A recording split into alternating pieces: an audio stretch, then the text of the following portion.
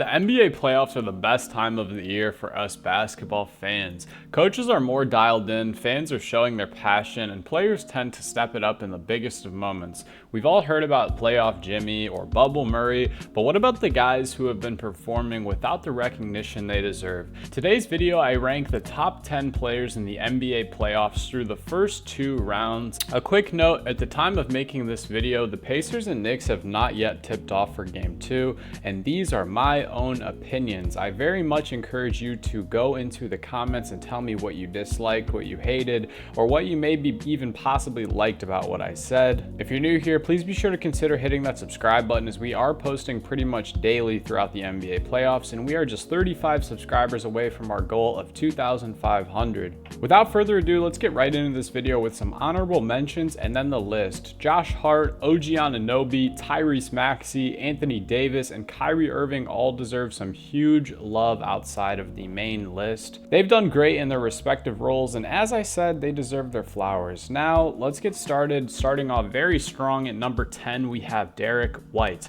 Boston has pretty much been coasting throughout the playoffs with ease, and last night was a great example of the impact that Derek White has for this organization. A 3-point lead at halftime turned to a 20-point victory at the final buzzer behind 5 second-half threes for Derek White.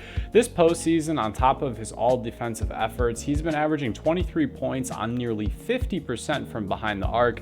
Needless to say, he deserves his spot in this top 10.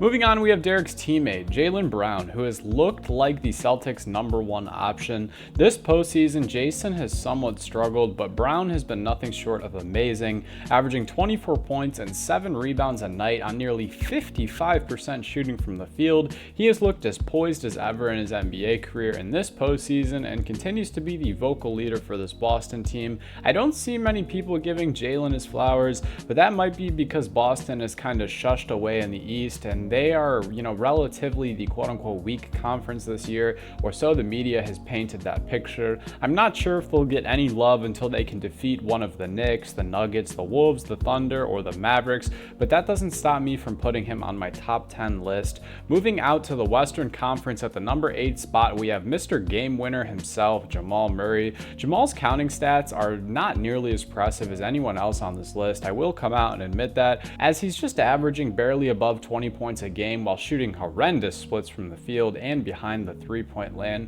However, his playmaking and fourth quarter surges are what make him appear so high on this list. It's also worth mentioning Jamal has obviously been nursing that calf strain since Game 4 of the first round versus LA.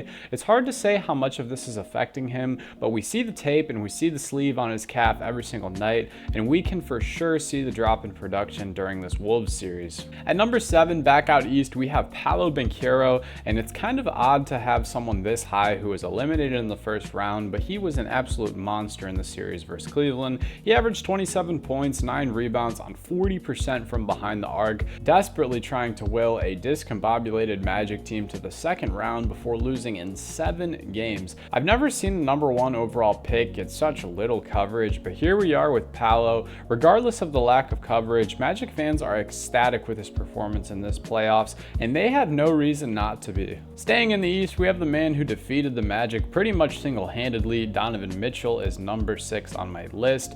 Donovan is averaging 30 points on pretty shaky efficiency, but partially willing the Cavs to victory while doing so. It's hard to think the Cavs will ever win anything more than one playoff series with the current core that they have, but for what it's worth, you still have to give Mitchell his flowers. I've made videos in the past saying Donovan will never be the #1 option on a championship team, and that's not to hate or discredit his game at all. It's just how I feel. The Timberwolves are legit the same blueprint with a better head coach than those Jazz teams that were made with Mike and Rudy and Don. They just swapped out Don for a bigger, more defensively minded guard in Anthony Edwards and filled out the 3-and-D pieces a bit better. Mitchell could be great somewhere like LA with LeBron and Anthony, where he doesn't have to be the main guy every single night, even maybe Atlanta next to Trae Young, but that's a topic for a completely different video. And now that I say it out loud, I actually hate the fit of Trae and Donovan, but again, that's a topic for another video. At number 5, we have Luka Doncic, who has fallen out of the top 4 due to his inefficiency with that knee injury he's been nursing for what feels like forever now. He's averaging around 28 points, 8 rebounds, and 9 assists a night on terrible three-point shooting splits, just under 23%.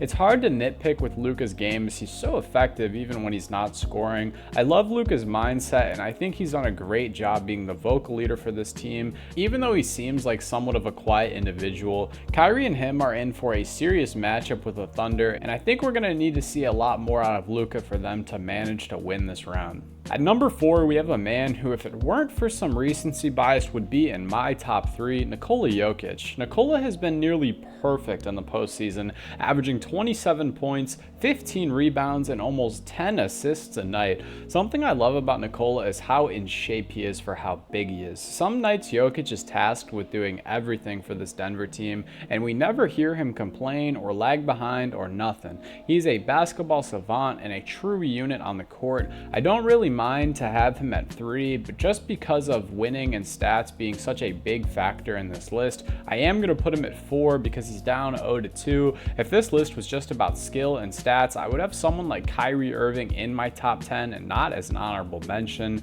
but the Boston Celtics are just winning so much with so much ease that those guys deserve the love they're getting. Anyways, at number 3, we have another winner in Shai Gilgeous-Alexander, who's averaging 28, 6, and 6. Shai's been remarkable this postseason as both a leader and a player. Thunder's fans have made an already fun team so much more fun to watch in this postseason, and I'm really excited to see the second round matchup go the distance. Even though the first game was a blowout, I can still see this thing going 6 or 7 games. At number 2, we have Anthony Edwards, who's averaging 32 points, 7 rebounds, 6 assists, and 2 steals on excellent shooting splits, and he has yet to lose a game as they are 6-0 thus far. Ant-Man is seriously impressing everyone and their mama in this postseason, and truthfully, any other year would be number 1 if it wasn't for one short king, Jalen Brunson. I don't even want to show you guys the stats, but I will. Jalen is averaging 37 points, 9 assists, and 5 rebounds a night as the Knicks are pretty much a lock to make the Eastern Conference Finals, and without their second All-Star Julius Randle, might I add, Jalen torched the Knicks and is continuing to do so in Indiana. And that is all she wrote, folks. What did you think of this list? Was it way wrong or was it kind of accurate? Let me know in the comments below. If you made it this far, I appreciate your support as always. I hope you all have a great rest of your day. Stay happy, healthy, and blessed. Peace.